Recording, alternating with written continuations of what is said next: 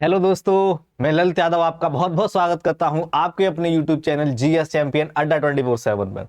तो कैसे हैं आप? आई होप आप जबरदस्त होंगे और पढ़ाई करने में व्यस्त होंगे। तो दोस्तों, आज हम अपनी दूसरी क्लास करने जा रहे हैं, जिसमें हमने पिछली क्लास में आर्थिक विकास और आर्थिक समृद्धि के बारे में समझा था। आज हम जानेंगे इसके और कौन कौन से पैरामीटर्स होते हैं आर्थिक विकास को जानने के लिए, समझने के लिए, और क्या क्या हमारे लिए आवश्यक है, क्या क्या चीजें होनी चाहिए। तो आगे की क्लास हम करेंगे, लेकिन पीछे की जो क्लास है उसका थोड़ा सा रिवीजन हम करेंगे। पिछली क्लास में हमने जाना था आर्थिक विकास क्या होता है। आर्थिक विकास की हम बात करें तो जब किसी भी व्यक्ति के जीवन स्तर में सुधार होता है, उसकी गुणवत्ता में सुधार होता है, उसके रहन सहन में सुधार होता है, साफ सफाई में, स्वच्छता में, पानी, जल आपूर्ति, शिक्षा, स्वास्थ्य, इन सब पर काम होता है, सड़क पर, बिजली पर, इंफ्रास्ट्रक्चर पर कोई भी काम होता है और अच्छी गुणवत्ता के साथ काम होता है, तो उसे हम आर्थिक विकास कहते हैं। ठीक है। आर्थिक समृद्धि की बात करें तो जब किसी भी व्यक्ति के जीवन में जीडीपी से रिलेटेड, यानी कि पैसे से रिलेटेड विकास होता है, इसमें जीडीपी हो गई, जीएनपी हो गई, एनडीपी हो गई, एनएनपी हो गई, पर कैपिटा इनकम हो गई, इन सब में सुधार होता है, तो उसे हम आर्थिक समृद्धि कहते हैं। Got it? यानी किसी भी व्यक्ति की जो प्रति व्यक्ति आय है, पर कैपिटा इनकम है, जब उसमें उछाल होता है, उसमें वृद्धि होती है, तो उसे हम आर्थिक समृद्धि कहते हैं। ठीक है। इसके हमने 3 पैरामीटर्स जान लिए थे, कौन कौन से व्यक्ति के विकास के लिए जरूरी होते हैं। वो कौन कौन से हमने जाने थे? सबसे पहले हमने जाना था आधारभूत आवश्यक प्रत्यागत। कौन सा था? आधारभूत आवश्यक प्रत्यागत। ठीक है। आधारभूत आवश्यक प्रत्यागत यानी कि बेसिक नीड्स अप्रोच, पहला ये था। इसे किसने दिया था? हिक्स एंड पॉल स्टीटन के द्वारा दिया गया था। ठीक है। इसमें कौन कौन से आयाम बताए गए थे? इसमें मेनली 3 आयाम दिए गए थे। ठीक है। दूसरा हमारा कौन सा है? फर्स्ट हमने आधारभूत आवश्यक प्रत्यागत आवश्यकता के बारे में पढ़ा। दूसरा था जीवन का भौतिक गुणवत्ता सूचकांक। ठीक है। जीवन का भौतिक गुणवत्ता सूचकांक यानी physical quality of life index, जीवन का भौतिक गुणवत्ता सूचकांक।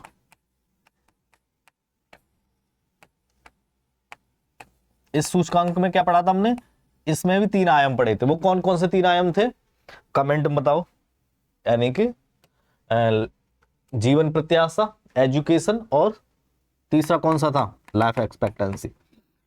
यानी कि पहला क्या था? आधारभूत आवश्यक प्रत्यागत, दूसरा था जीवन का भौतिक गुणवत्ता सूचकांक, और तीसरा हमने पढ़ा था क्रय शक्ति क्षमता। ठीक है। तीसरा क्या पढ़ा था हमने? क्रय शक्ति क्षमता, जिसे हम पीपी के नाम से भी जानते थे। पीपीपी के बारे में पढ़ा था, यानी कि परचेजिंग पावर पैरिटी। इन सब के बारे में हमने अगली क्लास में जाना था। तो जो इस क्लास को लेना है वो पहले पिछली क्लास को कवर करें, उसके बाद इस क्लास को अटेंड करें। तो आगे जो हमारा टॉपिक है, जो हम आगे पढ़ने वाले हैं, वो चौथा आयाम और 5वें आयाम के बारे में पढ़ेंगे। उसके बाद ही हमारा टॉपिक फिनिश हो जाएगा। केवल ये 2 क्लास में ही फिनिश होने वाला है। ठीक है। तो हम पढ़ेंगे चौथा आयाम कौन सा था। 1 मिनट मैंने इरेज कर देता हूं।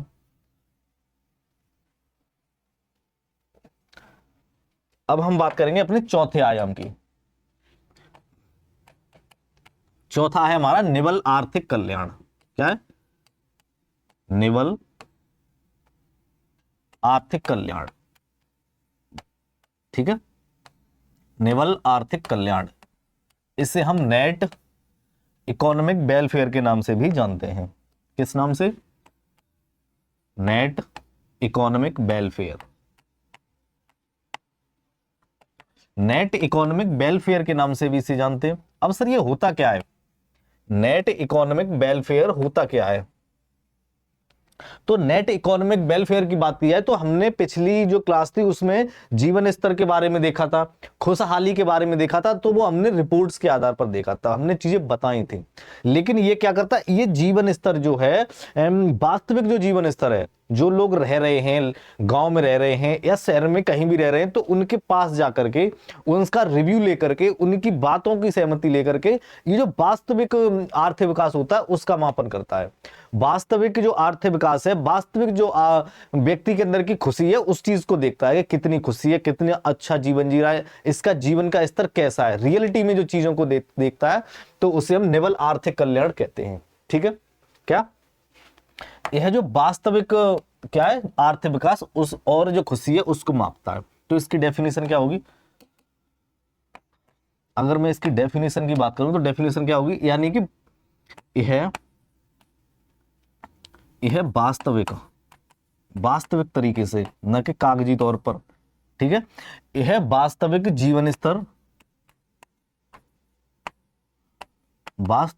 स्तर और खुशी को मेजर करता है। कौन व्यक्ति कितना खुश है, किस व्यक्ति का जीवन स्तर कैसा है, ये रियलिटी में चेक करता है, ठीक है। यह वास्तविक जीवन और खुशी को मापता है, तो उसे हम निवल आर्थिक कल्याण कहते हैं, ठीक है।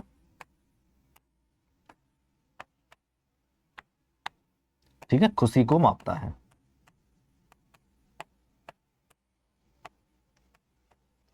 ठीक है, तो खुशी को मापता है तो उसे हम निवल आर्थिक कल्याण कहते हैं। निवल आर्थिक कल्याण की बात करूं तो इसे एक प्रसिद्ध अर्थशास्त्री विलियम नॉर्ड हॉर्स के द्वारा दिया गया था।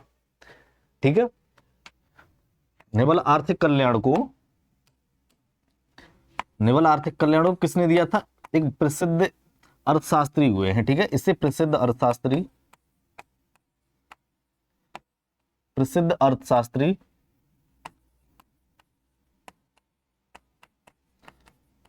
Nord horse, William Nord horse, ठीक है। कौन? विलियम नॉर्ड हॉर्स, ठीक है, विलियम नॉर्ड हॉर्स द्वारा दिया गया था। सॉरी, विलियम नॉर्ड हॉर्स और एक और हुए हैं जिनका नाम था टॉविन।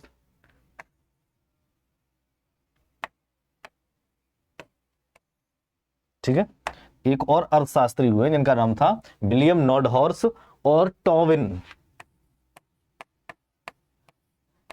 और एक अर्थशास्त्री और हुए जिनका नाम था टॉविन,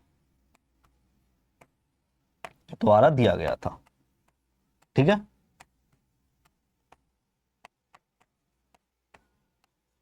ये दो अर्थशास्त्री हुए थे, इन्होंने निवल आर्थिक कल्याण के बारे में बताया था। ये जो पैरामीटर्स है, ये जमीनी स्तर पर जाता है, लोगों के वास्तविक जीवन को देखता है, उनकी वास्तविक खुशियों को देखता है, तो उस आधार पर ये अपने पैरामीटर से और अपने आंकड़े जारी करता है, तो इसे हम निवल आर्थिक कल्याण कहते हैं। निवल आर्थिक कल्याण को एक फेमस इकोनॉमिस्ट हुए हैं जिनका नाम था विलियम नॉर्ड हॉर्स, और एक इन्हीं के और सहयोगी थे यानी कि टॉविन। इन दोनों ने मिलकर के इस पैरामीटर्स को दिया था। Got it? अब जो हमारा नेक्स्ट है, यानी ये हमारा चौथा हो गया। पांचवें की मैं बात करूं तो पांचवा कौन सा होगा? पांचवा जो हमारा पैरामीटर्स है उसका नाम है मानव विकास सूचकांक। ठीक है, मानव विकास सूचकांक। ठीक है, मानव विकास सूचकांक। मानव विकास सूचकांक की बात करें तो इसे HDI के नाम से भी जाना जाता है, यानी कि इंडेक्स है, मानव विकास सूचकांक। सॉरी, रिपोर्ट, एक मिनट, मानव विकास रिपोर्ट, सॉरी, मानव विकास रिपोर्ट। ठीक है, मानव विकास रिपोर्ट, इसे इंग्लिश में क्या बोलते हैं? यानी कि ह्यूमन डेवलपमेंट रिपोर्ट। ठीक है, ह्यूमन डेवलपमेंट रिपोर्ट के नाम से भी इसको हम जानते हैं। ठीक है, इसकी बात करें तो ये 4 तरह की रिपोर्ट होती है। ये जो रिपोर्ट होती है वो 4 तरह की होती है। कौन कौन सी होती है? एक होती है HDI यानी कि ह्यूमन डेवलपमेंट इंडेक्स, एक होती है MPI यानी कि मल्टी पॉवर्टी इंडेक्स, एक होती है GDI यानी कि जेंडर डेवलपमेंट इंडेक्स, और एक होती है IHDI यानी कि इनइक्वलिटी डेवलपमेंट ह्यूमन इंडेक्स। ठीक है, तो एक इसमें 4 रिपोर्ट होती है, उनके आधार पर व्यक्ति के विकास को मेजर किया जाता है। ठीक है, तो सबसे पहले हम इसकी रिपोर्ट्स की बात करें तो ये 4 तरह की रिपोर्ट्स जारी करती है।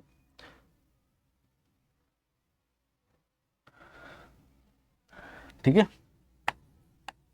यह 4 तरह की रिपोर्ट्स जारी करती है।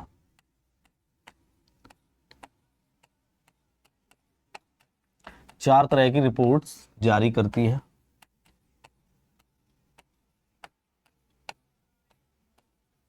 ठीक है, ठीक है, जिसमें पहली कौन सी है, पहली की बात करें तो पहली है HDI, दूसरी कौन सी है MPI, तीसरी कौन सी है GDI और चौथी कौन सी है IHDI। ठीक है, कौन सी है IHDI। ये इसकी 4 रिपोर्ट है जो ये जारी करती है। अब ये क्या है, इनके बारे में हम डिटेल से जानेंगे। सबसे पहले हम जानेंगे HDI के बारे में। किसके बारे में, पहली रिपोर्ट कौन सी है HDI।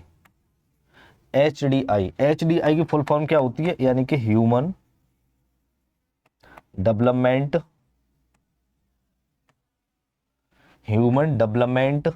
इंडेक्स।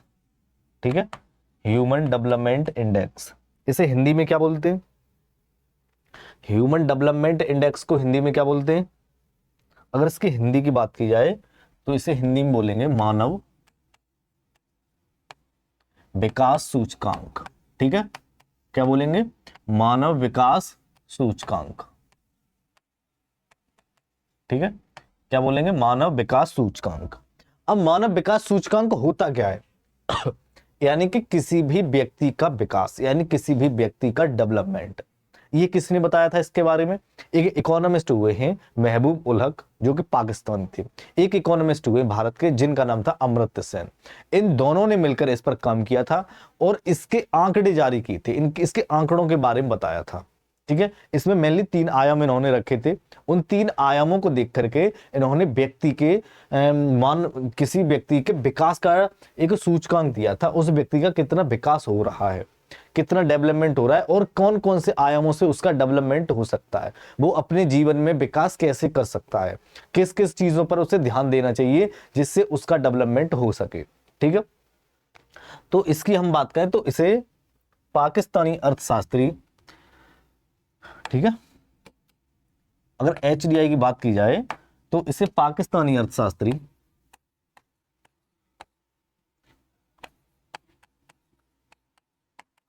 पाकिस्तान के अर्थशास्त्री, यानी इसे पाकिस्तानी अर्थशास्त्र, पाकिस्तानी अर्थशास्त्री ऐसे लिखो, पाकिस्तानी अर्थशास्त्री लिख लो, पाकिस्तानी अर्थशास्त्री महबूब उल हक। ठीक है, महबूब उल हक, ठीक है, महबूब उल हक और भारतीय अर्थशास्त्री कौन थे, अमर्त्य सेन। भारत के जो अर्थशास्त्री थे उनका नाम था अमर्त्य सेन। इन दोनों ने मिलकर के अमर्त्य सेन,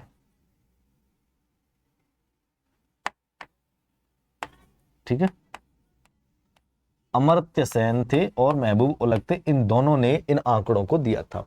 भारतीय अर्थशास्त्री अमर्त्य सेन द्वारा दिया गया था। ये जो सूचकांक था वो इन दोनों ने मिलकर के इस पर काम किया था और इस सूचकांक को इन दोनों ने दिया था, यानी कि मानव विकास सूचकांक। ठीक है, मानव विकास सूचकांक जिसे हम ह्यूमन डेवलपमेंट इंडेक्स के नाम से जानते हैं। इसके जो आंकड़े हैं वो 0 और 1 के बीच में जारी किए जाते हैं। क्या इसके आंकड़ों की अगर बात की जाए तो इसके जो आंकड़े हैं, एक मिनट, कलर का दिक्कत बहुत कर रहा है।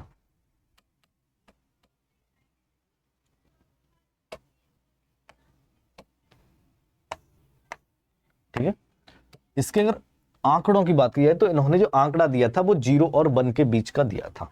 ठीक है, इन्होंने जो मेजरमेंट किया था वो 0 और 1 के बीच में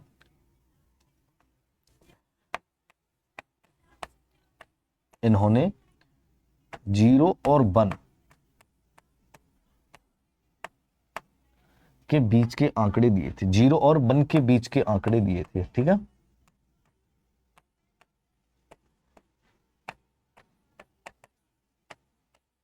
आंकड़े दिए थे, मतलब क्या, ये 0 और 1 क्या था, यानी कि किसी भी देश का किसी भी राज्य का, किसी भी क्षेत्र का, किसी भी क्षेत्र के लोगों का, देश का, राज्य के लोगों का जो मानव विकास सूचकांक है, यानी कि विकास डेवलपमेंट का सूचकांक निकाला जाएगा, तो वो 0 और 1 के बीच में निकाला जाएगा। 0 और 1 के बीच में निकाला जाएगा। कैसे निकाला जाएगा? यानी कि इन्होंने ये कहा कि मान लो ये 0 है और एक 1 है। अब हम ये देखेंगे कि किसका जीवन बेहतर है, किसका जीवन थोड़ा सा लो स्तर पर है, यानी कि जिसका जीवन स्तर थोड़ा कम है।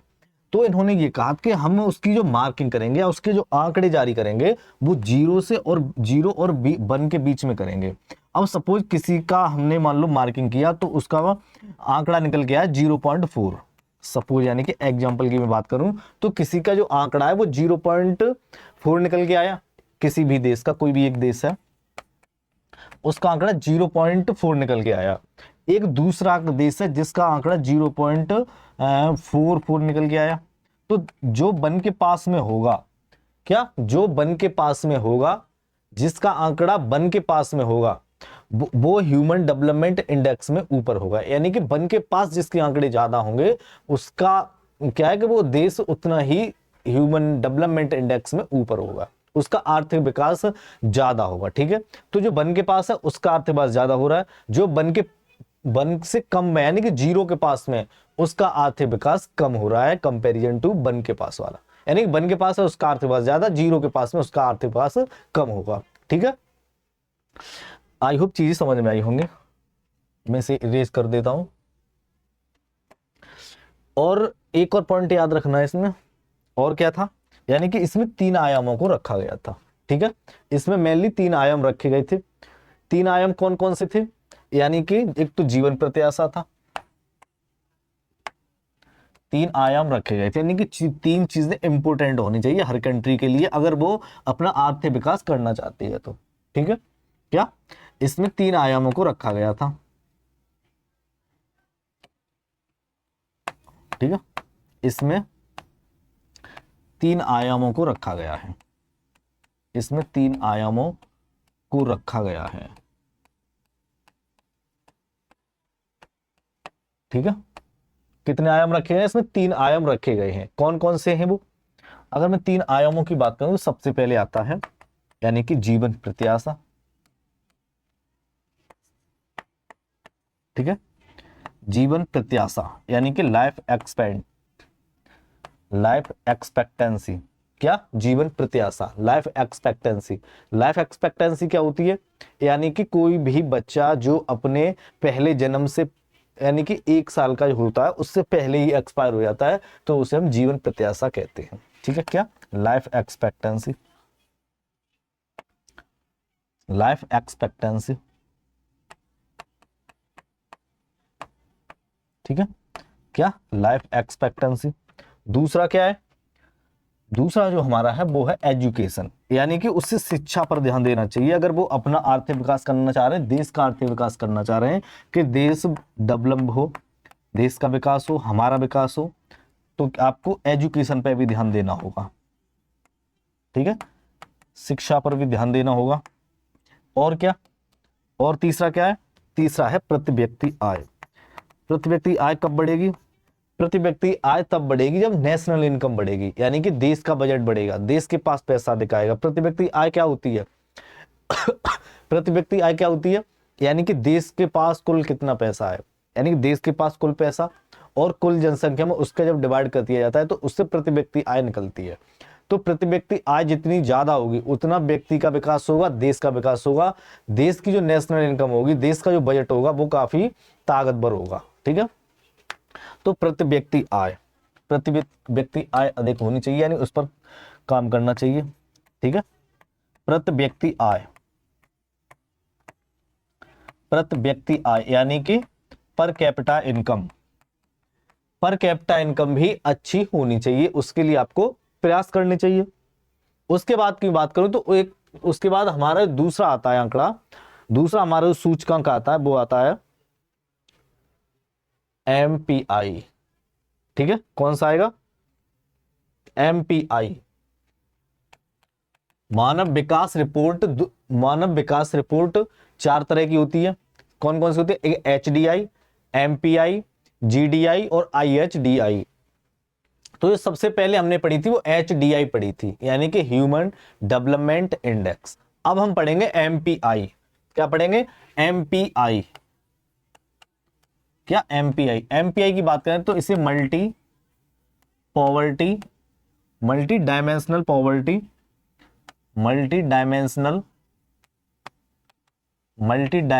पॉवर्टी इंडेक्स के नाम से जानते हैं। ठीक है, multi dimensional poverty index. Hindi में से क्या बोलते हैं? अगर हिंदी की मैं बात करूं तो इसे बहुआयामी गरीबी सूचकांक बोलते हैं। बहुआयामी, ठीक है, बहुआयामी गरीबी सूचकांक। बहुआयामी गरीबी सूचकांक भी बोलते हैं। जो पीछे हमने अभी पढ़ा था HDI यानी कि ह्यूमन डेवलपमेंट इंडेक्स, इसमें जो इकोनॉमिस्ट थे महबूब उल हक और अमर्त्य सेन, उन्हें नोबेल प्राइज कब मिला था? ये आप बताओ, उन्हें नोबेल प्राइज कब मिला था? ठीक है, अब हम पढ़ेंगे MPI। सर ये MPI होता क्या है? यानी कि मल्टी पॉवर्टी इंडेक्स, बहुआयामी गरीबी होती क्या है? यानी कि इससे आप सीधा सीधा ये समझ सकते हैं कि एक ऐसा व्यक्ति जो बिल्कुल यानी कतई गरीब होता है, यानी कि उसकी जो बेसिक्स नीड होती हैं, बुनियादी आवश्यकताएं होती हैं, उनको भी फुलफिल नहीं कर पाता है, तो उसे हम बहुआयामी गरीबी कहते हैं। यानी कि जो अपनी मूलभूत आवश्यकताएं उन्हें पूरा करने में जब व्यक्ति सक्षम नहीं होता है, तो उसे हम गरीब कहते हैं, यानी कि बहुआयामी गरीबी कहते हैं, यानी MPI कहते हैं। आई होप ये चीज समझ में आई होगी आपको। यानी कि वो अपनी जो बेसिक नीड्स हैं, रोटी, कपड़ा, मकान, शिक्षा, स्वास्थ्य, इनको भी फुलफिल नहीं कर पाता है, यानी कि जो बेसिक नीड्स है उनको भी फुलफिल नहीं कर पाता, तो उसे हम बहुआयामी गरीबी कहते हैं। ठीक है, तो इसकी क्या डेफिनेशन होगी? डेफिनेशन लिख लो जिससे आपको याद रहे। यानी कि जब व्यक्ति अपनी बुनियादी आवश्यकताओं को पूरा करने में समक्ष नहीं होता है। ठीक है, जब व्यक्ति अपनी बुनियादी आवश्यकताओं, ठीक है, बुनियादी आवश्यकता यानी कि बेसिक नीड्स, बुनियादी आवश्यकताओं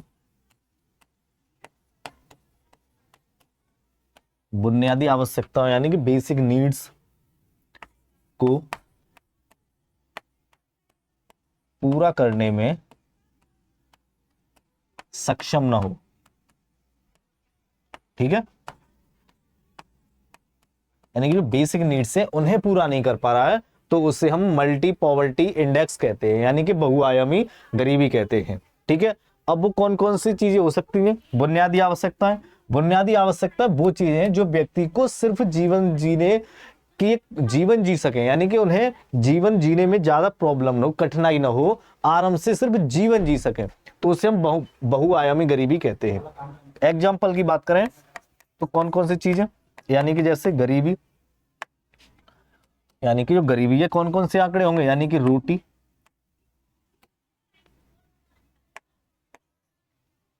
जैसे रोटी हो गया, यानी कोई व्यक्ति अपनी रोटी का इंतजाम नहीं कर पा रहा है, तो भी वो क्या है? गरीब है। वैसे भी गरीब है, जब रोटी नहीं होगी तो गरीब तो होगा ही। तो क्या है कि बहुआयामी गरीब सबसे बड़ा तो ये इसके लिए चैलेंज है कि वो रोटी अपनी दोनों टाइम की कमा पा रहा है या नहीं, कि रोटी का उसके पास कोई इंतजाम है या नहीं। तो रोटी, कपड़े उसके शरीर पे हैं या नहीं, थोड़ी बहुत कपड़े हैं या नहीं, ये चीज भी इसको पैरामीटर्स में रखा गया है। यानी कि रोटी, कपड़ा, मकान, उसके रहने का क्या इंतजाम है, उसके पास कोई मकान वगैरह है या नहीं, यानी कि रोटी, कपड़ा, मकान। उसका एजुकेशन, उसे शिक्षा कैसी मिल रही है, एजुकेशन। उसके बाद हेल्थ, यानी कि स्वास्थ्य, अगर वो बीमार पड़ जाए तो क्या वो इतना सक्षम है कि वो अपना इलाज करा सके, या वो खुद इलाज ना करा पाए, तो क्या सरकार उसको ये चीजें, ये सुविधाएं दे रही है? तो जिस व्यक्ति के पास ही पांचों सुविधाएं होती हैं उसे हम बहुआयामी गरीबी से बाहर रखते हैं, और जिसके पास इन चीजों का भी कोई इंतजाम नहीं है उसे हम मल्टी पॉवर्टी इंडेक्स के नाम से जानते हैं। इस पैरामीटर्स में उसे हम रखते हैं। Got it? अगर मैं इसकी बात करूं तो इसे किसके द्वारा मेजर किया जाता है? अगर मेजरमेंट की मैं बात करूं तो इसे किसके द्वारा मेजर किया जाता है? ये आंकड़े किसके द्वारा दिए जाते हैं? इन आंकड़ों को कौन मेजर करता है? इन आंकड़ों को कौन जारी करता है? इन आंकड़ों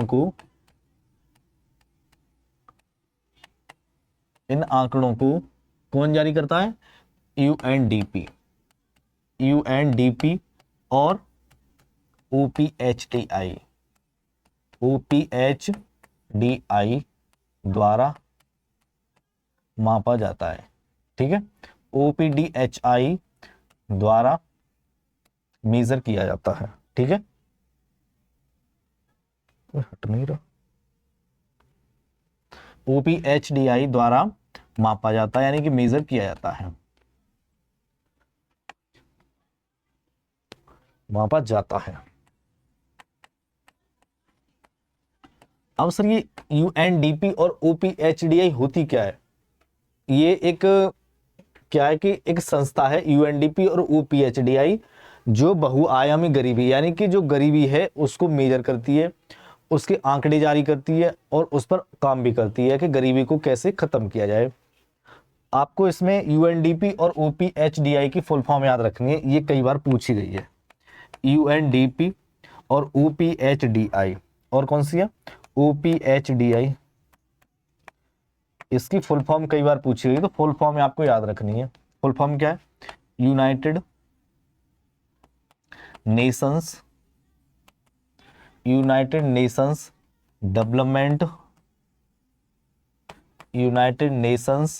डेवलपमेंट प्रोग्राम। ठीक है, क्या प्रोग्राम? ठीक है, ये इसकी फुल फॉर्म है, ये फुल फॉर्म आपको याद रखनी है। ओपीएचडीआई फुल फॉर्म क्या है? यानी कि ऑक्सफोर्ड पॉवर्टी एंड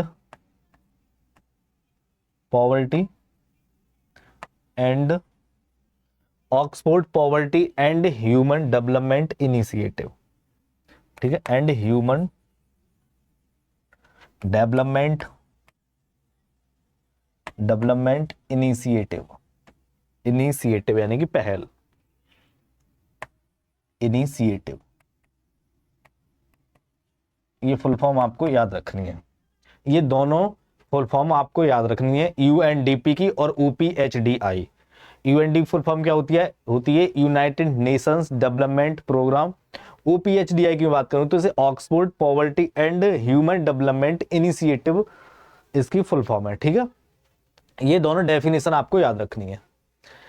ये क्या था हमारा? एमपीआई यानी कि multi poverty index. Multi poverty index क्या होता है? यानी कि कोई भी व्यक्ति जब अपनी बेसिक नीड्स को पूरा नहीं कर पाता है, बुनियादी आवश्यकताओं को पूरा नहीं कर पाता है, तो उसे हम एमपीआई कहते हैं, यानी कि मल्टी पॉवर्टी इंडेक्स।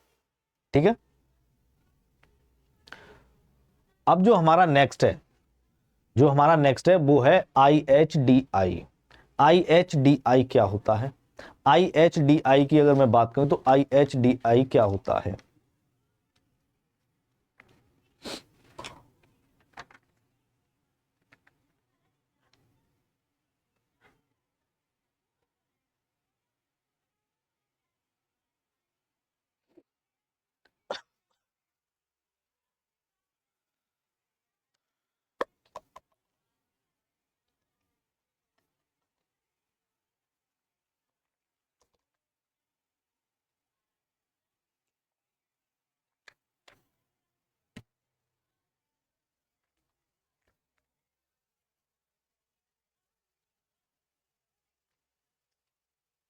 क्या हो गया?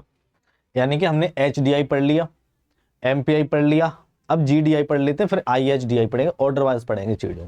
जो मैंने लिखा था वो पहले मैंने पहले लिखा था वो जीडीआई लिखा, आईएचडीआई बाद में लिखा है, तो आप फिर कंफ्यूज होंगे। तो पहले जीडीआई पढ़ लेते हैं। तीसरा कौन सा है? जीडीआई। ठीक है, जीडीआई की मैं बात करूं तो इसे जेंडर डेवलपमेंट इंडेक्स के नाम से भी जाना जाता है। ठीक है, जेंडर डेवलपमेंट इंडेक्स, इसे हिंदी में क्या बोलेंगे? अगर मैं इसकी हिंदी की बात करूं तो हिंदी में क्या बोलेंगे इसे? लैंगिक,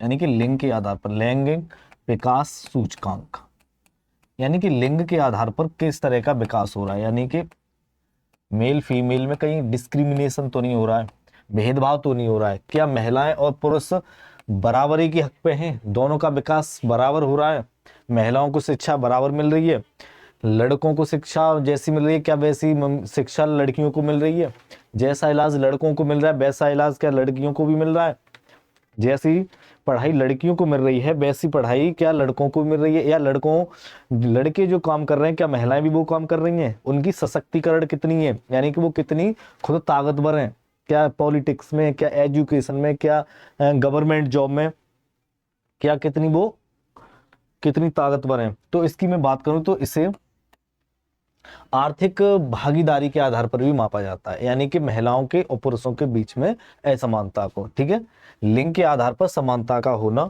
ही जीडीआई कहलाता है। क्या? लिंग के आधार पर, लिंग के आधार पर, लिंग के आधार पर असमानता का होना, ठीक है, लिंग के आधार पर असमानता का होना ही जीडीआई कहलाता है।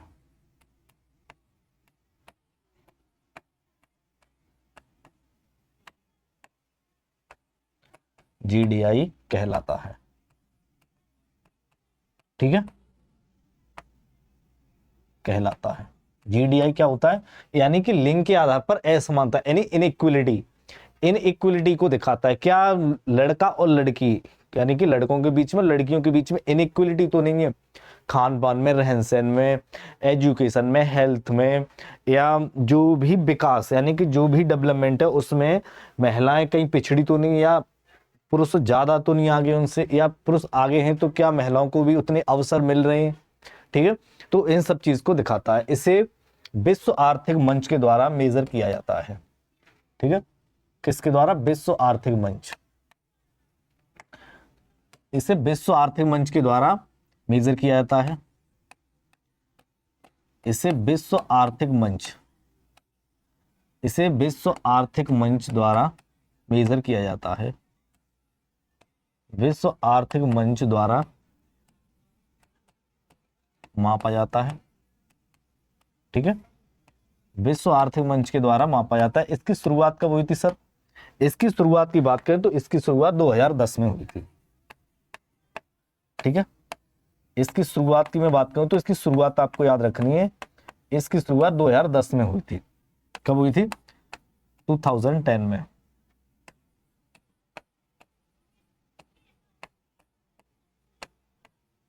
इसकी जो शुरुआत हुई थी वो 2010 में हुई थी। विश्व आर्थिक मंच के द्वारा इसे मेजर किया जाता है। इसकी अगर हम बात करें, इसके मेजरमेंट की बात करें तो इसके मेजरमेंट कौन कौन से होंगे? मेजरमेंट की बात करें तो इसके 4 आधारों पर इसकी मेजरमेंट किया जाता है। वो 4 आधार इसके कौन कौन से? ठीक है, इससे 4 आधारों पर मापा जाता है, यानी असमानता को 4 आधारों पर मापा जाता है, ठीक है।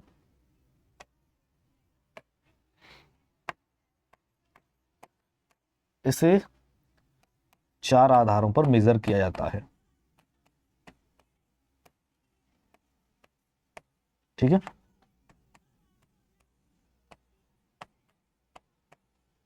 अब वो 4 आधार कौन कौन से? सबसे पहले जो आधार आता है वो है आर्थिक भागीदारी। क्या महिलाओं की आर्थिक भागीदारी पैसे के लेन देन में, प्रॉपर्टी में, क्या उतनी भागीदारी है जितनी पुरुषों की है? रियलिटी में तो नहीं है, रियलिटी में तो नहीं है। महिलाएं बहुत पिछड़ी हुई हैं, महिलाओं के पास प्रॉपर्टी नाम की तो कोई चीज ही नहीं है। उनके कागजात में नाम वगैरह, खेती में, घर, मकान, प्लॉट, किसी भी चीज में उनकी भागीदारी इतनी आपको देखने को नहीं मिलेगी। तो असमानता तो है।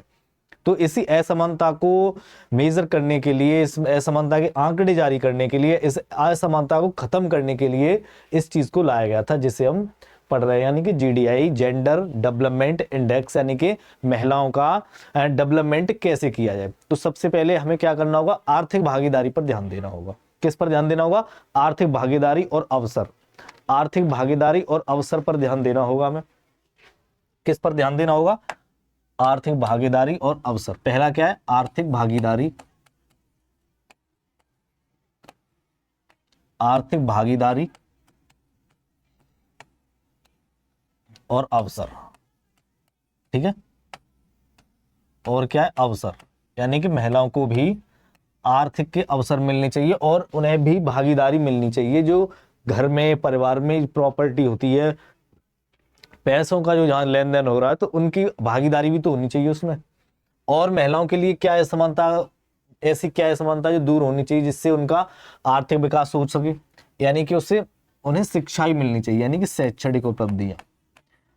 कुछ महिलाएं क्या है, पढ़ी होती हैं बट उन्हें एक जो उपलब्धि है वो नहीं मिल पाती।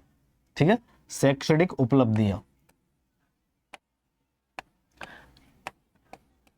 यानी कि एक ऐसी उपलब्धि है जो पढ़ी लिखी जो चीजें हैं, जो पढ़े लिखे संस्थान है, वो पढ़े लिखे ऐसे पद हैं जो टॉप लेवल के हैं, तो उनमें महिलाओं की कितनी भागीदारी है? क्या वहां पर भी महिलाएं हैं? या महिलाएं हैं तो उनका रेशियो कितना है? उनका रेशियो कैसे बढ़ाया जाए? उन्हें जो शैक्षणिक शिक्षा की उपलब्धियां हैं उन्हें कैसे आगे बढ़ाया जाए?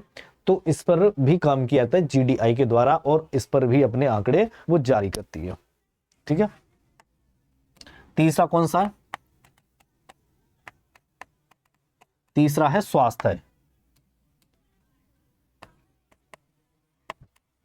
तीसरा क्या? स्वास्थ्य। स्वास्थ्य मतलब यानी कि बहुत सी फैमिली ऐसी हैं, बहुत सी जगह ऐसी हैं जहां पर महिलाओं के साथ क्या है, स्वास्थ्य में भेदभाव किया जाता है। ठीक है, स्वास्थ्य में और जीवन रक्षा में।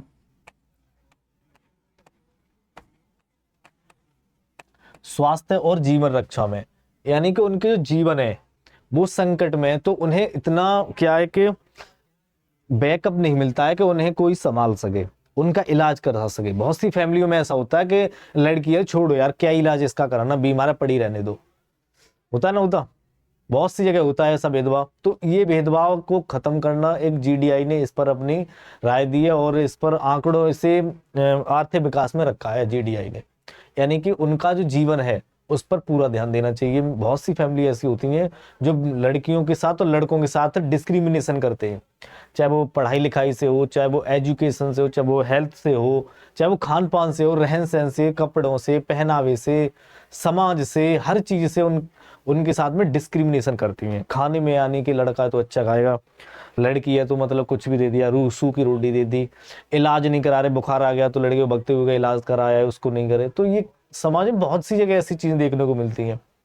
तो सरकार ऐसी पहल चलाती है, इनिशिएटिव काम करती है, ऐसी पहल चलाती है जिससे इन चीजों को खत्म किया जा सके। लेकिन कुछ लोग ऐसे हैं जो एजुकेटेड नहीं है, वो इस चीज को ज्यादा ध्यान देते नहीं है इस चीज पर।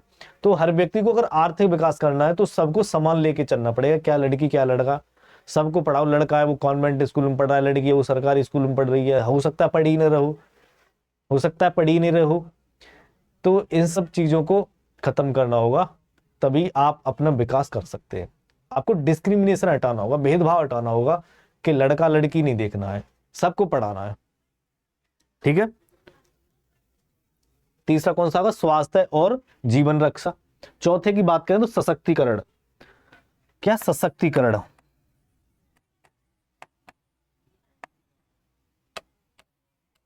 क्या सशक्तिकरण? सशक्तिकरण मतलब यानी कि महिलाएं खुद कितनी ताकतवर हैं अपने निर्णय को लेने के लिए, यानी कि अपने निर्णयों को लेने के लिए महिलाएं कितनी पावरफुल हैं, कितनी ताकतवर हैं, जो अपना खुद सेल्फ डिपेंडेंट हो किसी पर, यानी किसी पर डिपेंडेंट हो, खुद हो, यानी कि इंडिपेंडेंट है, जो खुद अपना काम कर सकती हैं, खुद अपनी चीजों को देख सकती हैं, खुद चीजों को संभाल सकती हैं। तो इसमें भागीदारी महिलाओं की बहुत कम है, लेकिन इन्हें पीछे छोड़ा किसने है? हम लोगों ने छोड़ा है, घर वालों ने छोड़ा है, समाज ने छोड़ा है।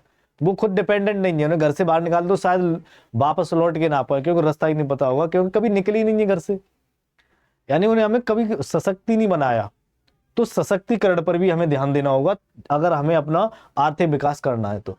ठीक है, ये हमने पढ़ा था क्या? जीडीआई। अब हम पढ़ेंगे IHDI।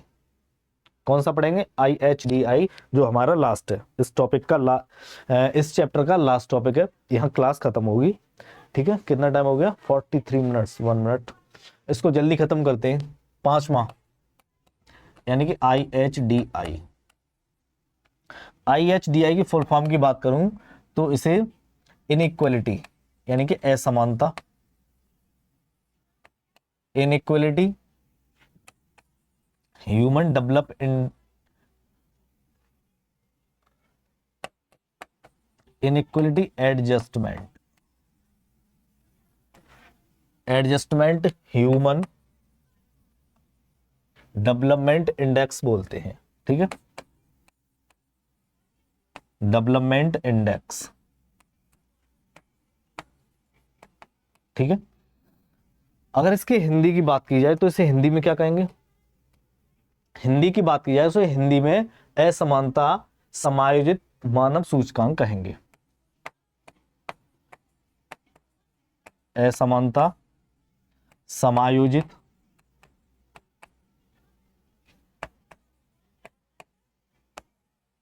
मानव सूचकांक कहेंगे। ठीक है, किस नाम से जाना जाएगा? असमानता समायोजित मानव सूचकांक यानी IHDI, inequality adjustment human development index. ठीक है, ये क्या करता है? ये क्या क्या काम करता है? इसे क्यों बनाया गया है? तो ये खुशहाली रिपोर्ट देता है। क्या देता है? प्रत्येक वर्ष ये खुशहाली रिपोर्ट जारी करता है। ठीक है, इसमें एक ही चीज आपको याद रखनी, प्रत्येक वर्ष व्यक्ति के जीवन की, व्यक्ति के विकास की खुशहाली रिपोर्ट जारी करता है संयुक्त राष्ट्र के द्वारा। ठीक है, प्रत्येक वर्ष खुशहाली रिपोर्ट यानी कि हैप्पीनेस इंडेक्स यानी कि लोगों के जीवन में कितनी खुशी है, प्रत्येक वर्ष खुशहाली रिपोर्ट जारी करता है। ठीक है, इसमें भी बहुत सारे पैरामीटर्स दिए गए हैं। कौन कौन से वो पैरामीटर्स हैं? प्रत्येक वर्ष जारी करता है, इसमें बहुत सारे पैरामीटर्स दिए गए हैं। पैरामीटर्स कौन कौन से? यानी कि ऐसे पैरामीटर्स जिन्हें हम खत्म करें जिससे हम अपनी एक अच्छी लाइफ जी सकें।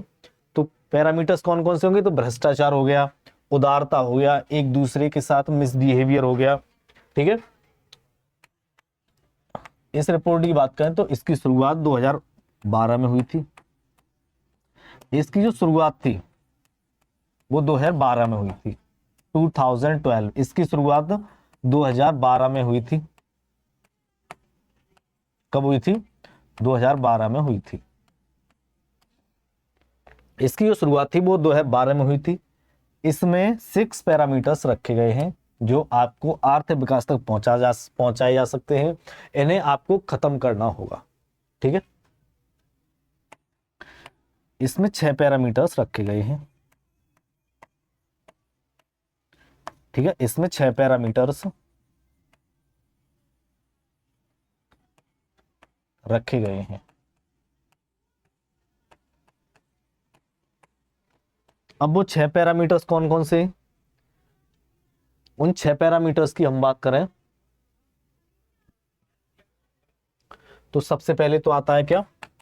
भ्रष्टाचार को खत्म करना होगा, करप्शन। क्या? करप्शन, भ्रष्टाचार, भ्रष्टाचार नहीं, भ्रष्टाचार। भ्रष्टाचार खत्म करना होगा, जेएलसी खत्म करनी होगी। ठीक है, उदारता खत्म करनी होगी आपको। क्या? जेएलसी खत्म करनी होगी यानी कि उदारता खत्म करनी होगी। प्रति व्यक्ति आय पर ध्यान देना होगा आपको। क्या? प्रति व्यक्ति आय, पर कैपिटा इनकम आपको अपनी बढ़ानी होगी। यानी कि देश का जो बजट है, देश का जो बजट है उसमें आपको इंप्रूवमेंट करना होगा। क्या? देश का जो बजट है उसमें आपको इंप्रूवमेंट करना होगा। चौथे की बात करें तो और क्या करना होगा? वही चीजें दे रखी हैं जो हमने ऊपर पढ़ी थी, यानी कि बाल मृत्यु दर। क्या? बाल मृत्यु दर, इस पर आपको काम करना होगा। और क्या करना होगा? यानी कि लाइफ एक्सपेक्टेंसी। क्या? जीवन प्रत्याशा, जीवन प्रत्याशा। ठीक है, क्या जीवन प्रत्याशा पर आपको ध्यान देना होगा अगर आपको अपना आर्थिक विकास करना है। क्या आर्थिक विकास करना है तो जीवन प्रत्याशा पर ध्यान देना होगा। और क्या एजुकेशन, शिक्षा, और अपनी शिक्षा पर ध्यान देना होगा। यानी कि बहुत सारे पैरामीटर्स हैं, इन्होंने 6 दिए थे लेकिन और बहुत सारे पैरामीटर्स हैं जिन पर आपको ध्यान देना होगा, जिससे आपका आर्थिक विकास हो सके, देश का आर्थिक विकास हो सके, अपने राज्य का विकास हो सके, अपने क्षेत्र का विकास हो सके। तो इन सारे पैरामीटर्स पर ध्यान देना होगा।